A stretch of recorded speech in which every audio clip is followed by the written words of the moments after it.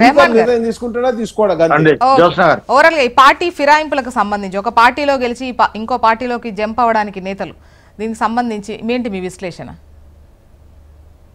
జ్యోత్స్న గారు, మీకు అలాగే రాకేష్ రెడ్డి గారు, సతీష్ గారికి, అలాగే HMTV ప్రేక్షకులు, నిన్న ఘోర దుర్ఘటనలో మృత్యువాత పడ్డ హైదరాబాదీలు 45 మంది, అట్లానే వాళ్ళ కుటుంబ సభ్యులకు మనందరి తరపున ప్రగాఢ సానుభూతిని, సంతాపాన్ని తెలియజేస్తున్నాం. అయితే ముందుగా ఈ పార్టీ ఫిరాయింపులు లేదా ఒక పార్టీ సింబల్ పైన గెలిచి ఇంకో పార్టీలో చేరడం నిజానికి అనైతికం. నిజానికి BRS పార్టీకి కూడా ఈ విషయంలో అర్హత లేదు. కాంగ్రెస్ వాళ్ళు అలా చెయ్యము, ఇట్లాంటి వాటికి మేము వ్యతిరేకంగా ఉంటామని మొదట్లో చెప్పారు. BRS పార్టీ తలసాని శ్రీనివాస్ యాదవ్ను పార్టీ విలీనం కాకుండానే మంత్రి పదవుల్లోకి తీసుకున్నారు, సబితా ఇంద్రారెడ్డిని తీసుకున్నారు. ఆ తర్వాత పార్టీ విలీనం అయినటువంటి అంశాన్ని కూడా మనం చూసాం. మొత్తానికైతే ఆ రోజు అప్రతిహాతంగా 88 స్థానాల్లో గెలిచినటువంటి BRS కి నిజానికి అవసరం లేకుండే ఆ చిన్న గ్రూపును విలీనం చేయడం. అంటే మనము ప్రజల తీర్పు ఎట్లా ఉంటది అన్నటువంటి అంశాన్ని కాంగ్రెస్ పార్టీ లేదు. నా వాదన పూర్తిగా విన్న తర్వాత ఇద్దరిని తప్పంటున్నా. వినండి రాకేష్ రెడ్డి గారు, ఇద్దరిది కాంగ్రెస్ పార్టీ చెప్పండి, వినండి. అయితే ఇది నిజానికి ఒక రాజకీయ పార్టీ నుంచి గెలిచి ఇంకో రాజకీయ పార్టీల్లో వెళ్ళి దాన్ని ప్రజలు ఎప్పుడు హర్షించలేదండి. ప్రతిపక్షంలో ఉన్నప్పుడు ప్రతిపక్షంలోనే ఉండమని చెప్పారు ప్రజలు. అధికార పార్టీ నుంచి గెలిచిన వాళ్ళని అధికార పార్టీలోనే ఉండమని చెప్పి గెలిపించి ప్రజలు పంపించారు. దానికి వ్యతిరేకంగా వెళ్ళడాన్ని ప్రజలు ఎప్పుడు హర్షించలేదు, క్షమించలేదు. మన నాదెండ్ల భాస్కరరావు అప్పుడు తిరుగుబాటులో వెళ్ళిన వాళ్ళు ఎవరు గెలిచి తిరిగి రాలేదండి అసెంబ్లీకి. మొన్న పార్టీలు మార్చినటువంటి వాళ్ళలో సబితా ఇంద్రారెడ్డి మినహా మిగిలిన వాళ్ళు ఎవరు గెలిచి రాలేదు. కాంగ్రెస్ పార్టీ నుంచి BRS లో చేరినటువంటి వాళ్ళు ఏదైనా అవసరాలు లేకుండానే తమకు పూర్తి మెజారిటీ ఉన్నప్పటికీ రాజకీయ పార్టీలు ఇతర రాజకీయ పార్టీల్లో గెలిచినటువంటి వాళ్ళని తీసుకుంటున్నారు. దానం నాగేందర్ గారు అయితే ఏ రాజకీయ పార్టీ అధికారంలో ఉంటే ఆ రాజకీయ పార్టీలోకి వెళ్ళడం మనం చాలా కాలంగా చూస్తా ఉన్నాం.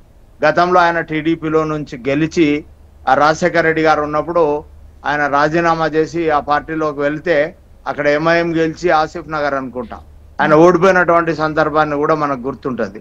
కాబట్టి ప్రజలు హర్షించారండి. ఒక రాజకీయ పార్టీలో గెలిచి ఇంకో రాజకీయ పార్టీలోకి వెళ్ళడాన్ని ప్రజలు హర్షించారు. దానం నాగేందర్ అంటే డబుల్ లాయల్టీ అండి. రెహమాన్ గారు, ఇప్పుడు స్పీకర్ కు సంబంధించి విషయాలను ఎట్లా చూస్తున్నారంటే ఈ ప్రభుత్వమే కానీ ఎప్పుడైనా కూడా ఇటువంటి అంటే ప్రతిపక్షాల నుంచి వచ్చినటువంటి రైజ్ అయినటువంటి ఇష్యూస్కు సంబంధించి కావచ్చు ఒక నిర్ణయం తీసుకునేటువంటి విషయంలో ఎలా వ్యవహరిస్తున్నారు ఓవరాల్గా? అంటే నిజానికి స్పీకర్లు ఇంపార్షియల్గా చూడాల్సి ఉంటుంది. కానీ ఇప్పుడు అంటే లాయల్టీ అనేది అంటే వాళ్ళ కాండక్ట్, ప్రవర్తన రెండు అంశాలు ఉన్నాయి. వాళ్ళు బయట ఇచ్చినటువంటి మీడియాలో స్టేట్మెంట్లు కానివ్వండి, లేకపోతే ఆయా రాజకీయ పార్టీల కార్యక్రమాల్లో పాల్గొనడాన్ని కాండక్ట్ కిందికి నిజానికి అంటే స్పీకర్ కూడా రివ్యూ పరిధిలోకి వస్తాడండి.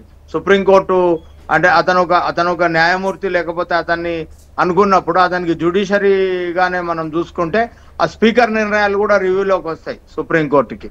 అయితే అంటే ఇప్పటికీ 3 నెలల కాలంలోనే అది పరిష్కరించాలని గతంలో సుప్రీంకోర్టు చాలా క్లారిటీగా చెప్పింది.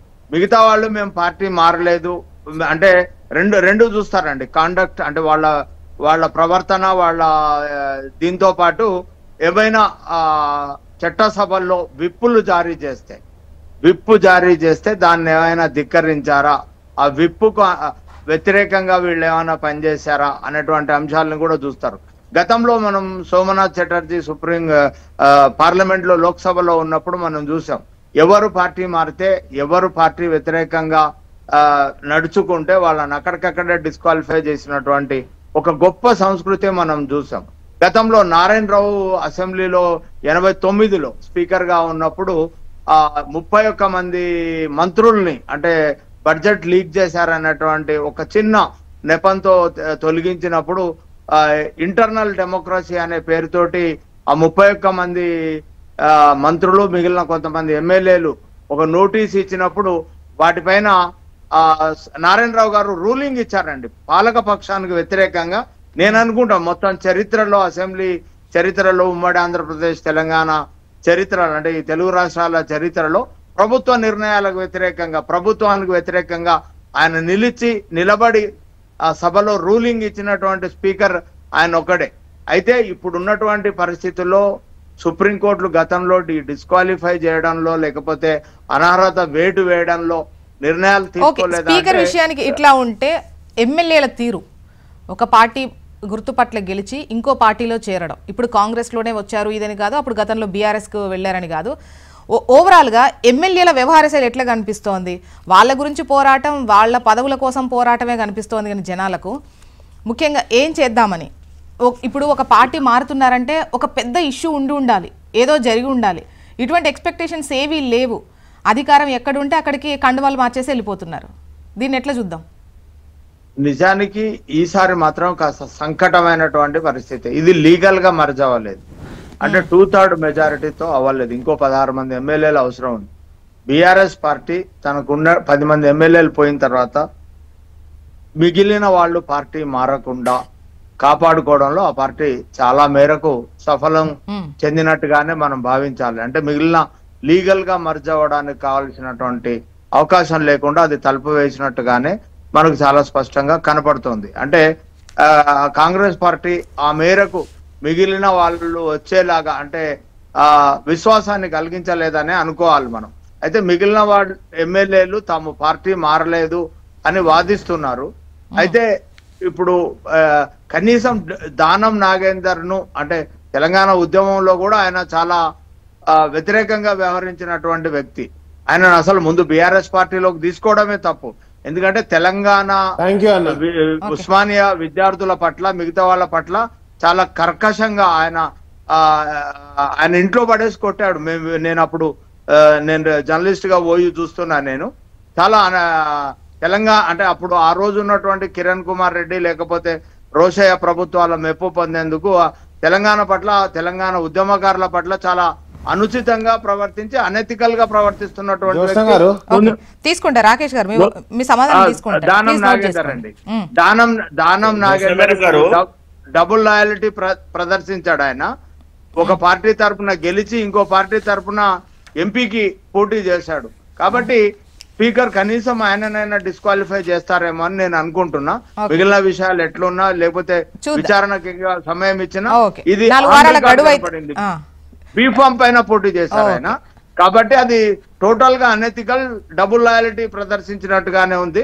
మిగిలిన వాళ్ళు మేము పార్టీ మారలేదు, మేము ఎక్కడ విప్పును ధిక్కరించలేదు, ఇట్లాంటి విషయాలు వాళ్ళు ఏదో చెప్పుకొస్తున్నారు. ఏమైనా మీడియాలో వచ్చినటువంటి అంశాలు, మిగతా అంశాలు ఆధారంగా కూడా సుప్రీంకోర్టు గతంలో ఉత్తరప్రదేశ్ కు సంబంధించి తీర్పులు ఇచ్చినటువంటి అంశాలు కూడా ఉన్నాయండి మనకు.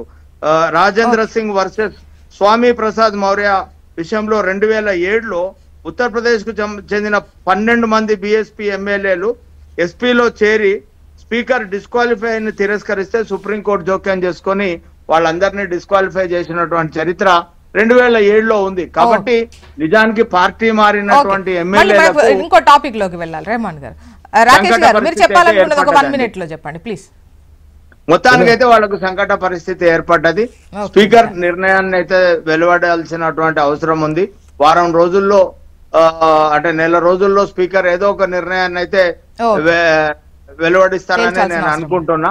కొంతమందినో లేకపోతే ఒకరినిద్దరినో అయినా డిస్క్వాలిఫై చేస్తారా, ఏం చేస్తారనేది వేచి చూడాల్సినటువంటి